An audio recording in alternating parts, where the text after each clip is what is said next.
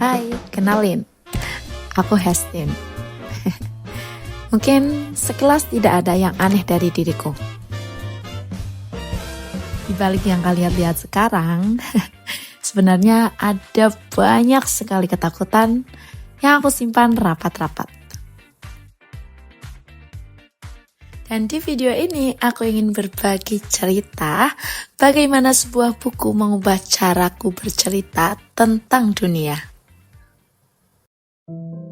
Aku pernah hidup dalam penjara jeruji yang kubangun sendiri. Jerujinya bukan besi, namun sebuah kalimat. Apa kata orang nanti? Setiap malam, kepalaku adalah ruang sidang. Dan ya, aku adalah terdakwa yang selalu kalah oleh pikiranku sendiri. Takut dan berisiknya kepala ini adalah makananku sehari-hari. Saat aku nggak tahu arahnya akan kemana lagi, aku memutuskan untuk berhenti mencari validasi. Sampai akhirnya aku menemukan cahayaku. Ya, di daratan buku-buku ini. Filosofi teras. Di sini aku belajar banyak hal. Salah satunya adalah dikotomi kendali.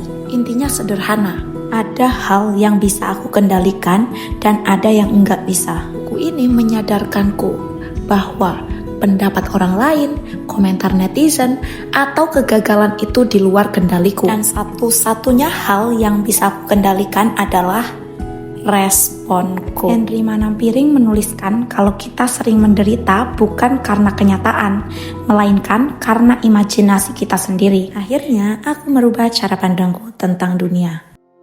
Dan inilah versi baruku. Sekarang aku gak perlu lagi bersembunyi.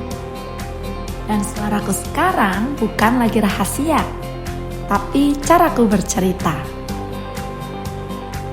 Versiku yang sekarang mulai haus akan hal-hal baru dan mencoba hal-hal yang aku mau dan belum pernah aku coba.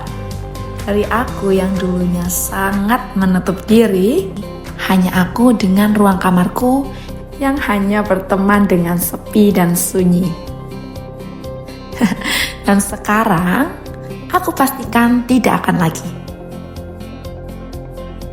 Kini aku sudah bebas berekspresi. Tidak lagi membatasi diriku untuk mencoba hanya karena terpaut dengan kata apa kata orang nanti. Kini aku juga membebaskan diriku untuk terus berkarya. Alder Berson pernah berkata dalam bukunya yang berjudul Stoicism: The Art of Happiness.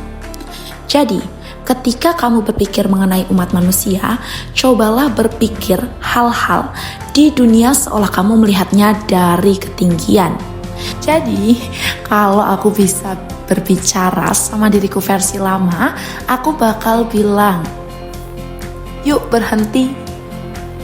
Dari triliunan orang di muka bumi, dan di tengah semesta yang seluas ini, kamu membiarkan masamu terhenti hanya karena takut akan segelintir suara yang sebenarnya bahkan gak punya kendali atas hidupmu.